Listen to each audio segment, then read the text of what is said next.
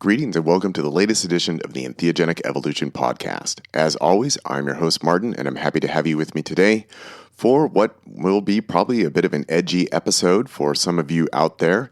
As I'm sure many of you are aware, Psymposia, an organization which I really didn't know much about until these past couple weeks here, put out a video, a highly edited, highly distorted video of me in association with their announcement of Mark Hayden's resignation from his position within MAPS Canada, and tied it all together with the book that I helped produce for Mark Hayden, the Manual for Psychedelic Guides. And the whole thing has led me to title this podcast episode, Psymposia, quote, journalism, unquote, weaponizing manufactured outrage. So today on the podcast, I'm going to be talking about all of this.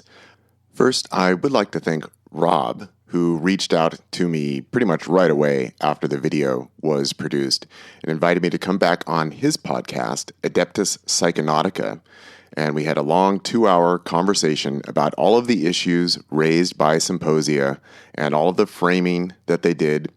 And probably some people here listening to this podcast have already watched that video with Rob, but I'm going to make that available here on my podcast next week because I think it's important to have a record of it here. And today, what I'm going to do is just first off address some of the concerns that were raised by Psymposia. Then I have a list of questions. These are for Russell, who created the video in the first place. And then I also have a list of questions that I just have for Psymposia in general, for all of them. And then I'm going to invite all of us to have an experience together here on the podcast.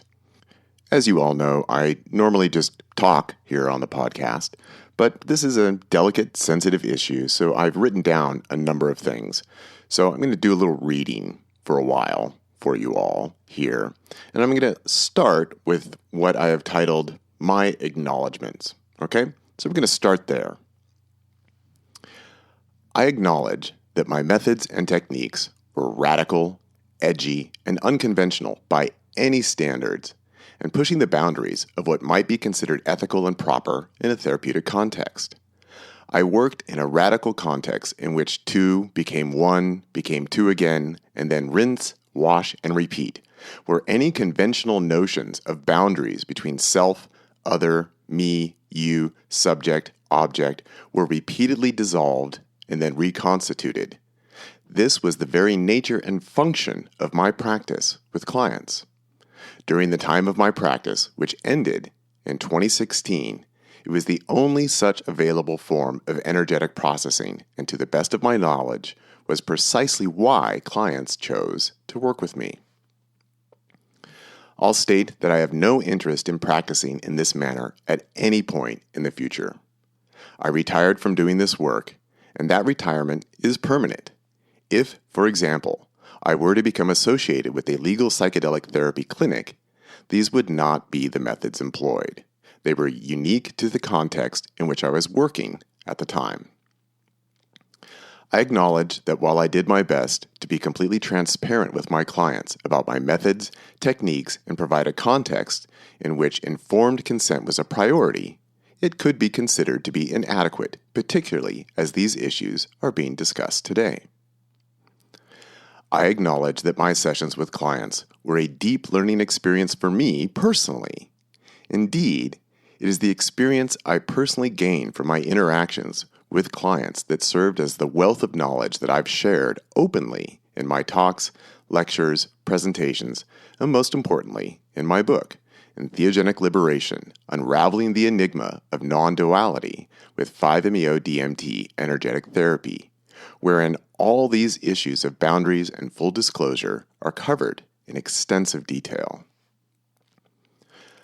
I fully support the development and implementation of psychedelic therapist training programs and the formation of professional organizations with standards for practices. It is to that aim that I was happy to work with Mark Hayden on the production of his book, Manual for Psychedelic Guides. Similarly, here in Oregon, where psilocybin therapy has been legalized and is in the process of development of professional standards and guidelines, I fully support the creation of oversight panels, professional licensing, and procedures for reporting and addressing complaints and concerns of abuse, neglect, and otherwise unprofessional conduct. Furthermore, I invite anyone who has concerns about their session or sessions with me to contact me privately. I will not divulge your information publicly, but, if desired, I will speak to your specific concerns in a public format, such as here on my podcast or other available venues. I acknowledge that the widespread dissemination of the Psymposia video has created a challenging public discourse, including repeated ganging up on attacks on commenters by members of Psymposia, in which anyone with such a concern from their experience with me might feel deeply uncomfortable and intimidated to speak out publicly, which is why I wholeheartedly extend this invitation for private, confidential communication directly with me. Know that I make this offer without judgment and with a willingness to listen and give you the opportunity to be heard and respected. I would also like to acknowledge that I welcome open, honest, and ideally non-confrontational dialogue and discussion around all of these issues. I have tried my best to make myself, my views, my practices, and my experiences open and available to all who would want to know of them. I know that in doing so, I have triggered many people and also opened myself to being a target of those who would want to disagree or disapprove. I strongly feel that these are all issues worth discussing and would like to see it done in a human-to-human way where we can all acknowledge our humanness, our desire for the best, and support of all individuals. As I reflect back on my time as a self-described, non-dual energetic practitioner, I have tremendous gratitude for my clients, for their trust in me, for our time together, and all that we explored and learned together. I want you to know that you deepened my experience of reality and the possibilities of what can be achieved in deep states of openness, trust, surrender, and willingness to wade through the very real muck of being human. It is my hope that you feel that I served you with integrity, compassion, presence, and an open heart. Thank you for your work with me and allowing me to learn, grow, and explore with you.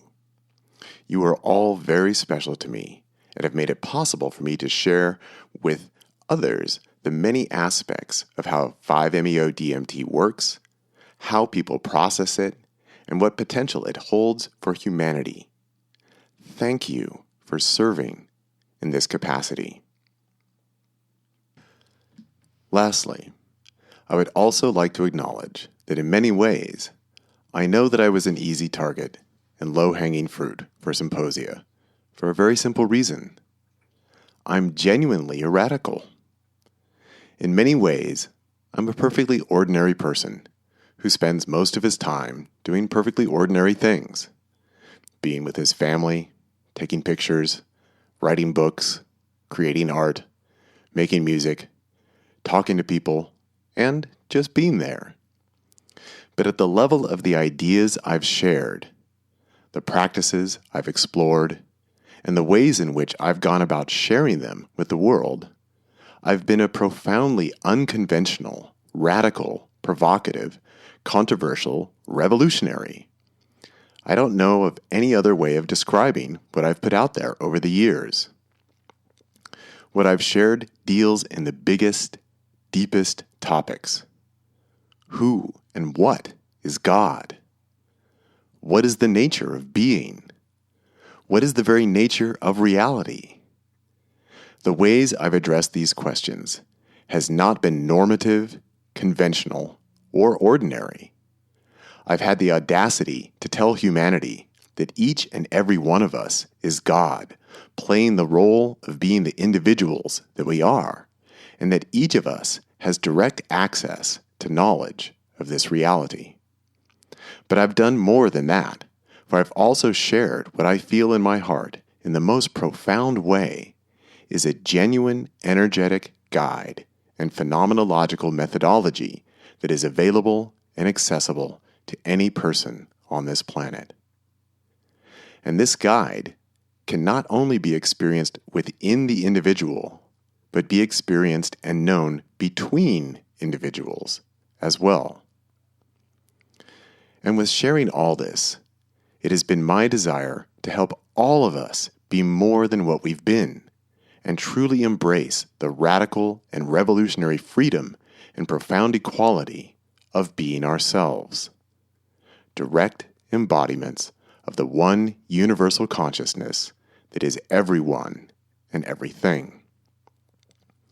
The manner in which I've shared all of this is simultaneously show and fully authentic. It has been my version of the reality show. Some viewers are taken in, sensing that there is something important for them here, while others have been triggered, enraged, infuriated, incensed, offended, and outraged.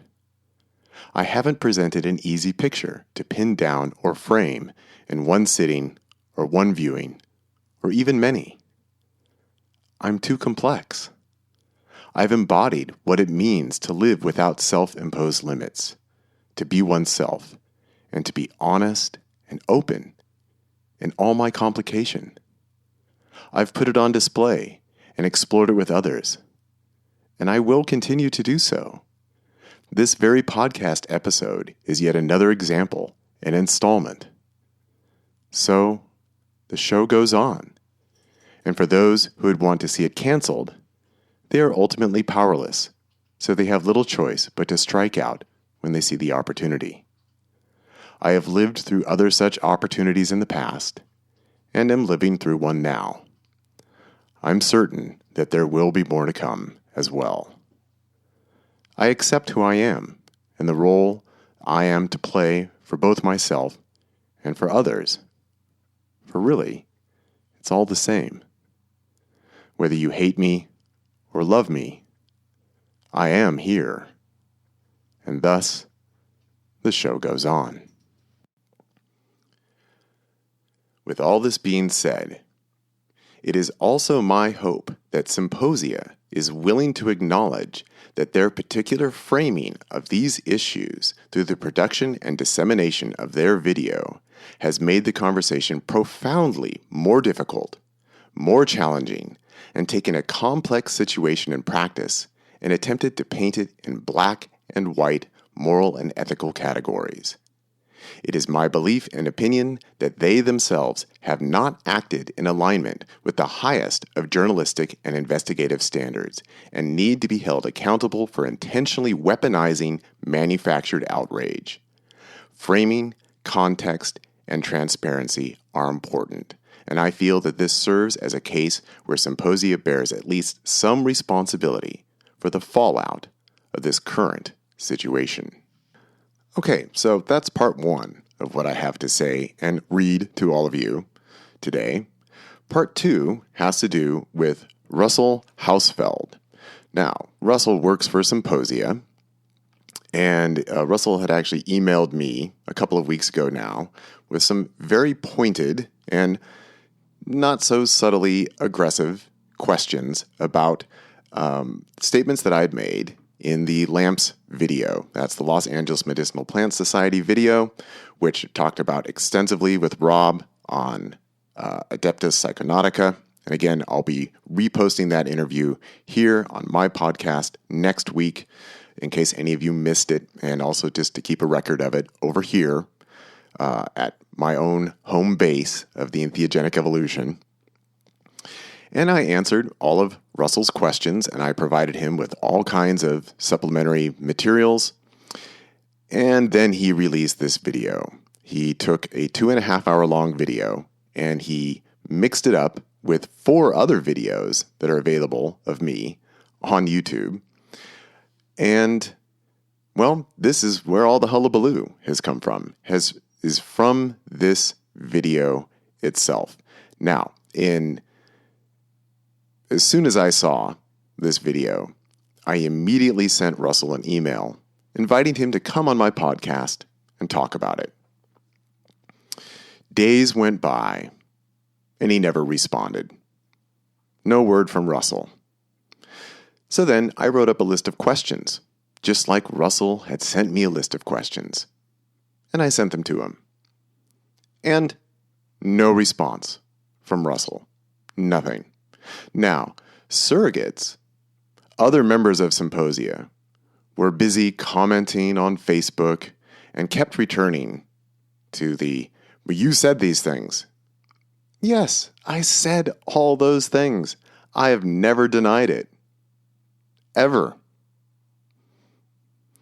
And in my view, Psymposia has completely and utterly and unethically failed to take any responsibility for the fact that they are using their form of, quote, journalism to weaponize manufactured outrage.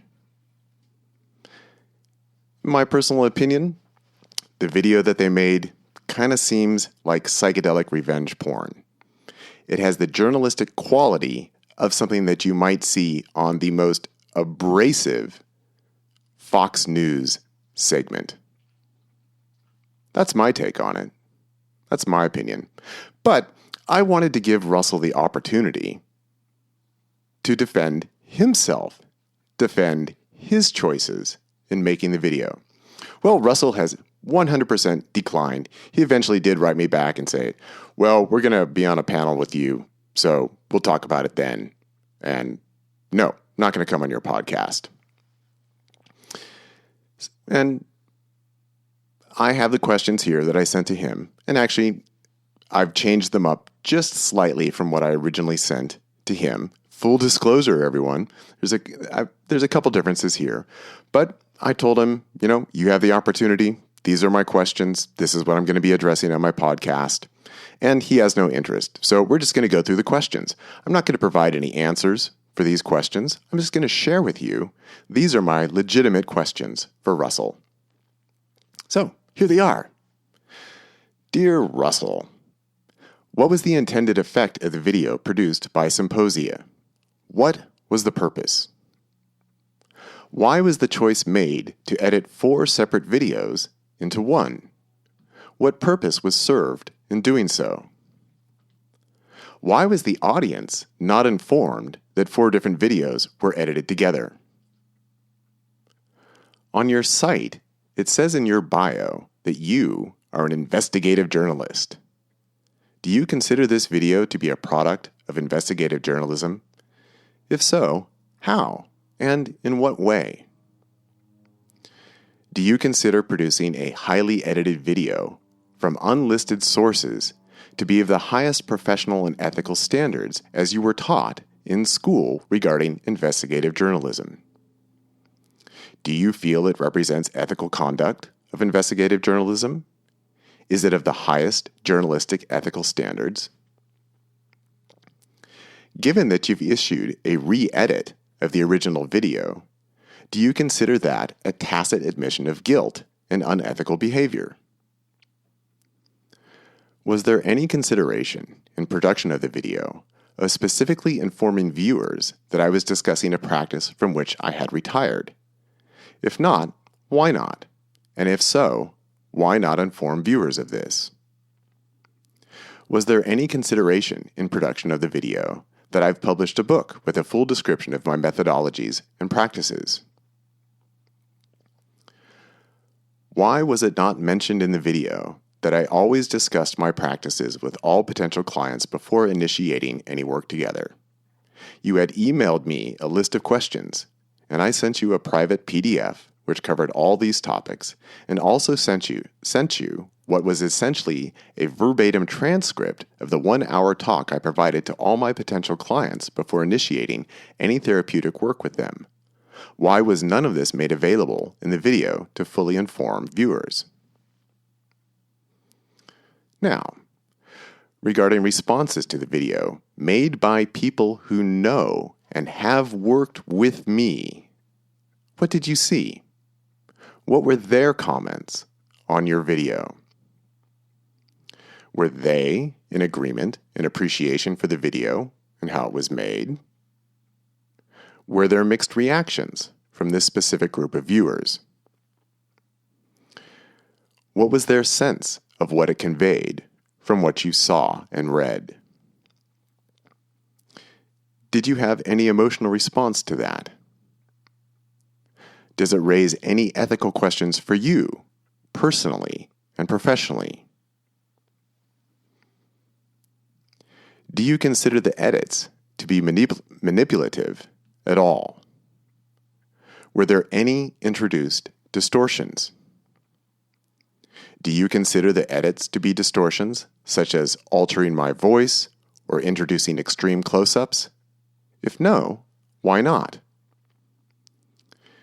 Would you consider this to be an accurate statement, altering the original for a specific effect or communicative intent is by definition a form of distortion? Is remixing the same as quoting directly, or not? How would you define a remix? In your opinion, would this video qualify as a remix? What is the point of producing a remix when it comes to using other people's source materials in this specific case? Why were the edits deemed necessary or relevant? How were these choices justified in your editorial room? Can you explain your reasoning, such as, why the extreme close-up on my crotch? Why slow down my voice? Why focus on me scratching my elbow? In what ways did you feel these editorial choices enhance the intended effect of the video, and what was the intended effect? Is the video an opinion piece, or is it entirely objective, with no introduced changes, edits, or distortions? If you do consider it an opinion piece, then how were these opinions formed? What data and information was taken into account? Prior to the release of the video, had you received any first-hand accounts from people who worked with me? If so, what were they? When you contacted LAMPS, Los Angeles Medicinal Plant Society, about their original video and their interest in making a documentary of my practices, what did they say about their own inquiries to people who had worked with me in the past? Were they positive or negative? What was their impression of my work? Since releasing the video, have you gained access to or received any first-hand accounts of people who felt violated or abused by me directly in the context of a session with me? If so, what are they? Would you be willing to share them with me so that I might consider what they have to say? What is the mission of Psymposia, and how do you feel that making this video fulfills that mission? Why did you feel that it was important to highlight the connection between Mark Hayden's book and my personal practice and work from which I've been retired and have spoken of openly for several years?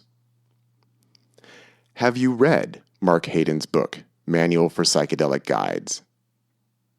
Do you feel that I contributed anything to the book that is unethical or supports violating consent or abusive behavior? Do you feel that there is anything in the book that is questionable or unethical? If so, what is it and why? Do you feel that my own work, independent of Mark Hayden and MAPS and the legal psychedelic therapy movement, is relevant for how Mark's book should be perceived, read, received, and understood? And if so, how and in what way? In what way does creating this issue of apparent guilt by association through the specifics of the article and the creation and release of the video further the aims of your organization and help it fulfill its mission? In my own responses to your email inquiries, How did you find my responses? Were they helpful? Did they provide you with any information that was not otherwise available? So, those are my questions for Russell. He has not answered them. I think, no, he hasn't answered them. He's made a couple posts now on Facebook, but you know what, Russell? That don't count. You didn't email me back. You have not provided any answers here. So you had an opportunity here to speak for yourself, to defend your work. You declined. So be it. Personally, Russell, this is just from me to you. I saw in your bio that your degree in investigative journalism doesn't go beyond a bachelor's degree. I'm personally going to recommend, having been a university professor myself, as someone with a PhD, if you're serious about being an investigative journalist, I'm going to suggest that you go back to school. I think you've got some more to learn.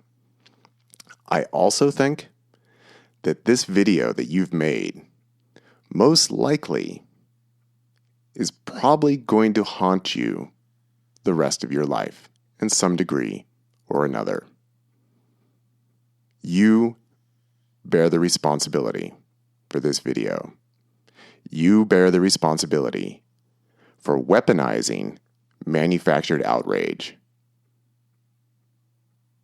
Just like I will need to live with the fact that I've fully disclosed all of my experiences and all of my practices, knowing that it'd be very difficult for people outside of that context to understand and appreciate how it worked, why it went the way that it did, and all of that. I have to live with that because people like you come along. And now you have produced a psychedelic revenge porn video, and it will be with you for the rest of your life because we live in the internet age and none of this is ever going to go away. So best of luck with that, Russell. I hope you have a long and far more distinguished career than what you've produced here. That's my personal take on it. You can take it or leave it. Okay, now we're going to move on to the next section of today's reading. I shared the video on my Facebook page, and I said, I am fully open, honest, and transparent. I have nothing to hide. Here's the video. And it has generated many comments. Lots of back and forth.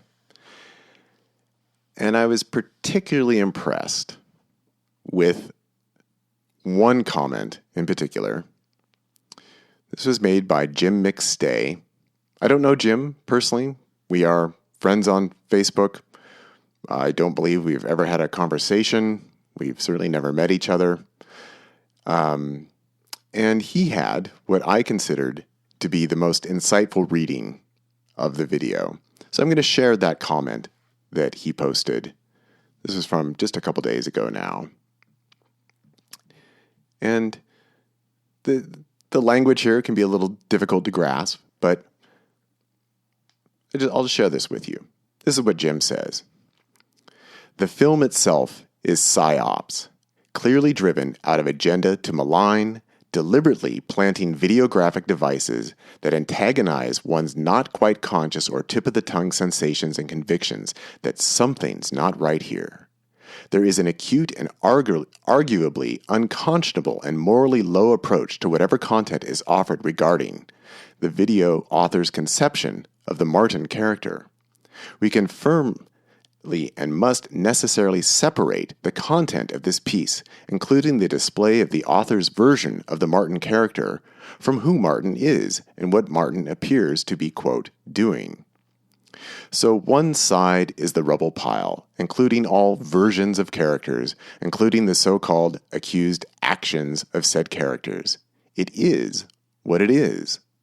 The rubbish pile grows with every spotting of twist, bend, contortion, mischaracterization, misstatement, lie, and to some extent display of emotional content regarding these matters that may betray personal shadow and bias. What refuses to rubbish is what is, and this is beyond cultural control through norms, even further beyond the control of the intra- and intersocial bully of normative oughts and shoulds that fill and color and flavor in the ladle that dips into culture and moral relativism. The isness that is beyond reach of all the fingers that seek into it. The fingers of power, control, ownership, authority, ideology, cognitive conviction, rightness, wrongness, belief, law or legal assertion, muscle or mechanism of any sort. And that, what is, stands between Martin and his clients alone. That's really the limits of the discussion. If Martin wants to open these statements and expand these expressed notions of bilateral symmetry and organic organization and ego asymmetry in the context of expanding beyond and therein and then reintegration of these ego structures that define as and through and toward asymmetrical movements that twist, escape, ignore, deny, reject, then that is Martin's gift. Why you gotta check the gift horse teeth? If Martin closes the door and no past client comes forward to say abuse or foul, shame on you for shutting down the gift offering. And that will mean you are on your own to twist in the cosmic wind, and that others like myself who are investigating the nature of reality to at least cease from causing unnecessary pain to others will have one less tool to melt and anneal the ego's wounds and wounding and emerge at last through with it. Me? I'm new to the conversation, but I have long endured this spiritual journey in meditation and Dharma study for decades, punctuated by psychedelic apocalypse that has reliably revealed reality to its ultimate source. I have a master's in teaching philosophical inquiry to children after a BA in Buddhist psychology from Naropa in my 20s. Not yet experience, much less practice, with 5-MeO. So, ethic means essentially cause no harm. Stories in spiritual literature abound that the wages of ego are rough waters regaining sanity, but that the rough waters are always guru, always teacher, person or otherwise, leading you into the open truth. And ultimate truth is that no harm can be done or undergone or even happen, while the relative truth appears to be that folk have gut stuff, and that wretch protocol appears to be expectation in the social context, and that Martin appears not only to intend and to embody no harm, but that the insight, the intuitive application is less than action, less than one doing anything, and more apparently imminent and vital and necessary electromagnetic responsibility, emergent within the biological context of the psychologically non-dual state under the pressure of latent traumas inherently seeking rest and respite. I might argue that insofar as Martin is charting a bilateral self-organization that constitutes a grace state of God and bilateral disorganization and decay as both symptom and substrate and root cause of ego, of therefore all the social and political disorder planet-wide for at least 12,000 years, Martin may or may not confirm that in some way this symmetry of God is not only intra and central at the spine, but inter and central at face-to-face in relationship with another. Who is some third party to say that no bioelectromagnetic field under the ontological and existential compulsion toward wholeness should draw one's body to lick another's heart? Society blushes, yet the command drives out of deeper and more organic substrate. This is not volition, choice, selection, election, power, control, decision, vote. This is God in dynamic biological mirror. Who are you to be outside it and throw a finger toward it? Where is your mirror? Where is the rigor and examination obviously necessary, as evidenced by the intention and achievement to produce this twist and contort, scare, psyop, and to upon other minds and smirkily laugh about it. Gossip that harms another is always shameful behavior. Do your work to get your ego to its own ground. My take on that statement by Jim? Fucking brilliant. Marvelously insightful. Personally, when I read this comment, it might even make me cry. It so touched my heart. I read this and my reaction was, my God. He gets it. This guy really gets it. I couldn't have said it better myself, so that's why I read his comment. Fucking brilliant, Jim. So insightful. So deep. So right on the money. Holy fucking shit, Jim. You impressed the hell out of me. Thank you.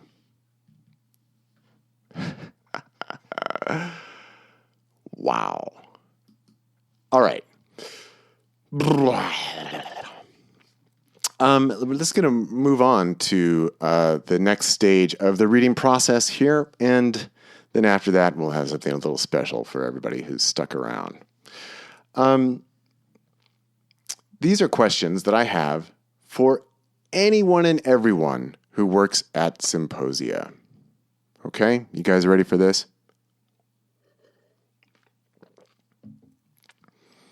Now, of course, the original video in question from Lamps is I am discussing my experience of being a non-dual energetic practitioner offering a really quite unique form of therapy using the modality of 5-MeO-DMT. And as I'm sure anyone who listens to this podcast knows, whether you've had experience with 5-MeO-DMT or not, that it is something radical. It is not comparable to any other psychedelic. It is fundamentally unique. So, given that, I have some questions for the Psymposia people simply about 5-MeO-DMT. Because I think it's very relevant.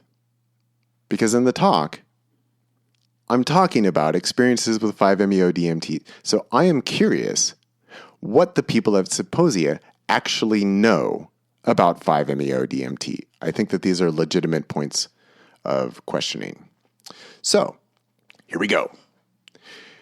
Do any of you have direct experience with either being served 5-MeO-DMT or facilitating 5-MeO-DMT for others?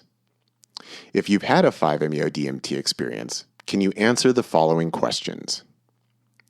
Would you be willing to share your experiences with me?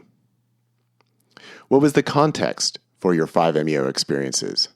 Was the work one-on-one, group, ceremonial, therapeutic? How would you describe the context? Were you given permission to film the event or bring witnesses?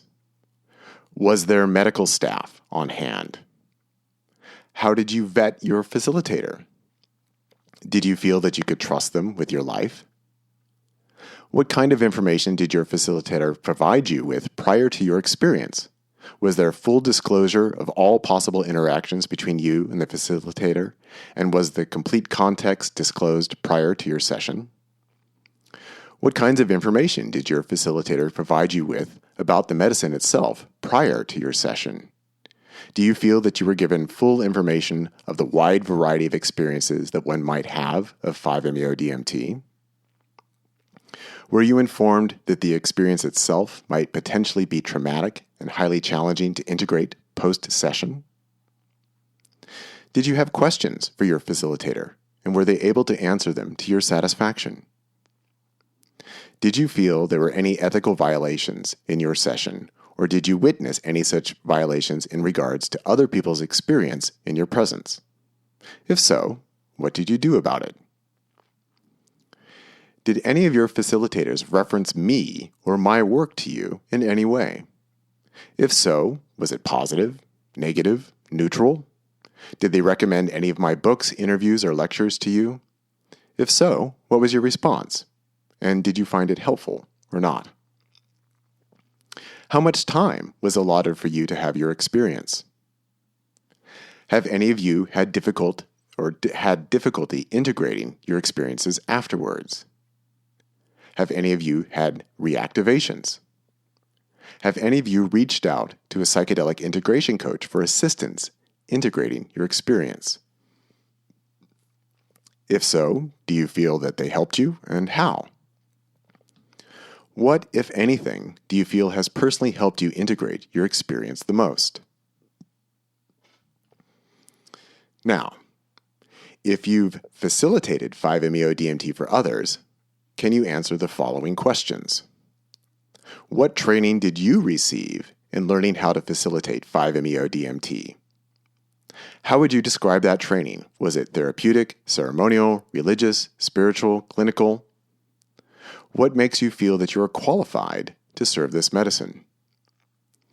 Did you ever have any medical emergencies with your clients? And if so, how did you handle them? Did you ever feel that you were out of your depth? Have you ever been presented with a situation with a client that you felt unprepared to deal with?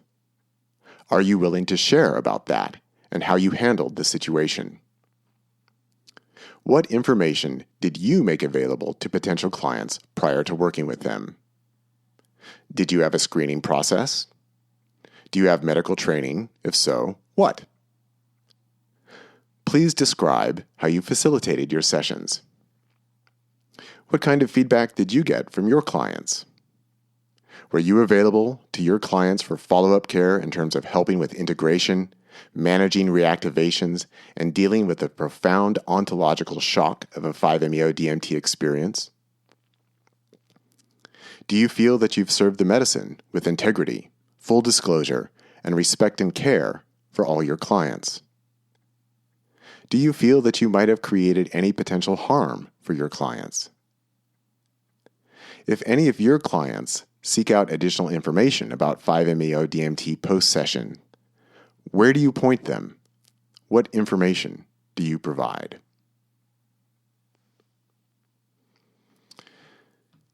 On a slightly different topic, at the moment, I only have 3 more questions for Psymposia. This goes out to all of you at Psymposia. Do you love yourself?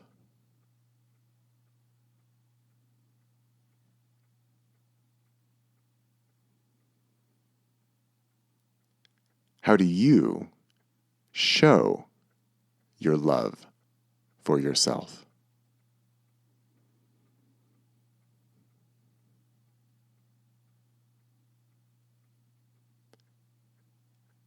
How does that make you feel?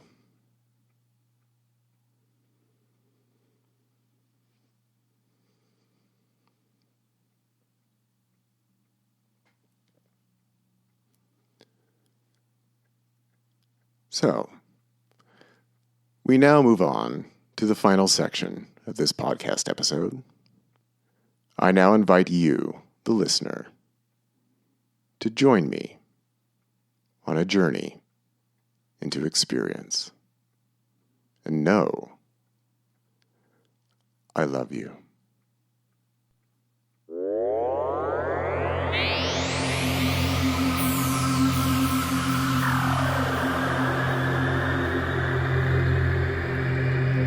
Who could you be other than God, wrapped in flesh, nestled into human form, holding so many possibilities in these 2 hands, seeing with these 2 eyes the infinite, looking out upon infinity with a quickened pulse, the heart of the fractal of universal being, forming and birthing the individual that you are.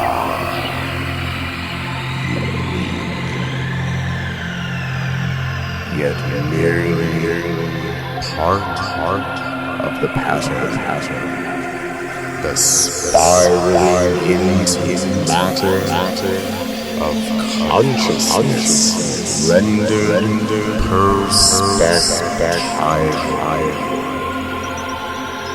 giving you every right to proclaim, I am here.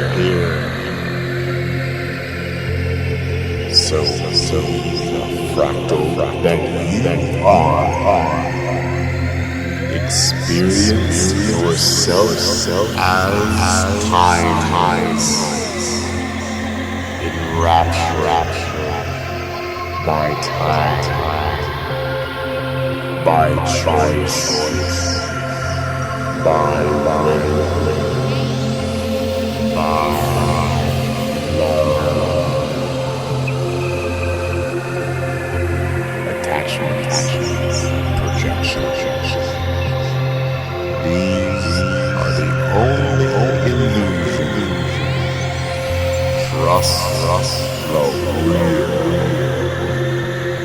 and know the infinite as yourself. What you have always been, what you will always be. It is you, my love. It is you.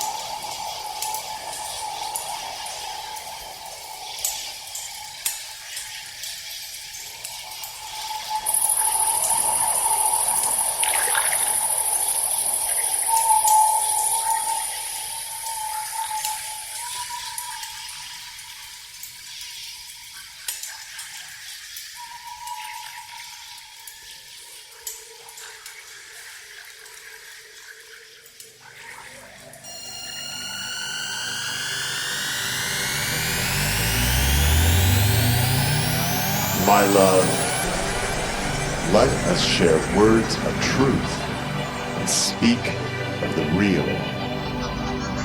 You may have thought that my heart belongs to you, but this is not true. For my heart belongs to me, just as yours belongs to you. I never asked for your heart, and have not given you mine. Rather, I have opened my heart to the real, and in doing so, have come to love you. And since you have done the same, we find ourselves here, together, in love. Know that I am not here to make you happy, or to fulfill you. Those tasks belong to you. I am here to love you, encourage you, and assist you as I can. This I freely choose, for I love you. And my desire is for you to be all that you are. My love is ruthless, universal, and uncompromising. This is precisely how I wish to be loved by another. For in truth, we are one. And I will be loved by another in the same way that I love myself. Know that I will share in your happiness, your joys, your sorrows, and I will share mine with you as well. But do not come to me with gifts and ploys to make me think kindly of you, or earn my favoritism or pity. Come to me only with truth, and I will meet you just where you are. For my ultimate commitment is to the real, and not the games of illusion. If you hide within your mind, you will not find me there. For I live in my heart, and it is there that I will wait for you, to return from the maybes and what-ifs to that which is. It is from my open heart that I will mirror you and reflect back to you all that you are as a being of love, of energy, of passion, and truth. So let us be with each other in the field of love that knows no bounds and no possessions. And there I will love you as myself, for that is what we truly are. I love you.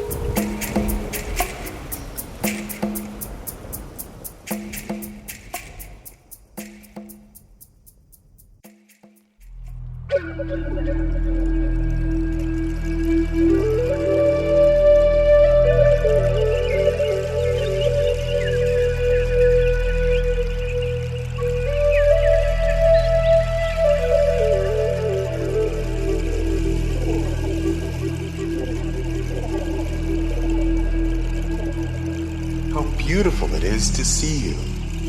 Come, sit, and rest for a while. You've come bearing your troubles, but I won't console you with words. I won't supply you with reasons, or stories, or tales to make sense of what you feel. Instead, know that the invitation is always open to set those troubles aside and just be present here and now in this very moment that has been unfolding forever. Somewhere along the road, you chose to pick up your burdens and carry them as your duty and charge. Maybe for yourself, maybe it was for others. The reason doesn't matter. It never did.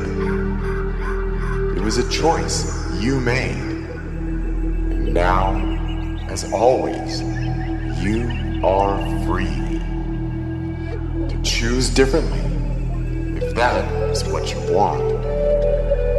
It's all love. Didn't you know? Every horror, every sublime pleasure, it's all the same in the infinite field of love. When you find yourself in the prison of fear and doubt and struggle, know that you are your own guard. And the bars of that prison, they too are you. That is the price of real freedom. It is the nature of the game. You are the author of your own story, just like everyone else. So take a moment and just sit here with me. Breathe and let your breath be. No need to push, no need to pull. Just relax into your natural breath. Feel your heart exactly as it is. No reasons, no judgment, just what is as it is. Why try so hard to fix something that is never broken? Do you love yourself enough to give permission to truly feel your heart? Do you love yourself enough to allow that which needs to be released to be let go? Your heart is big enough and strong enough. There's no need to be afraid. It might not be easy, for you've kept it imprisoned for so long. But I know you can do it, for I know the resilience of your heart, and can feel it beating with mine. So come, sit, and let us be together for just a while, and know that it is so beautiful to see you exactly as you are.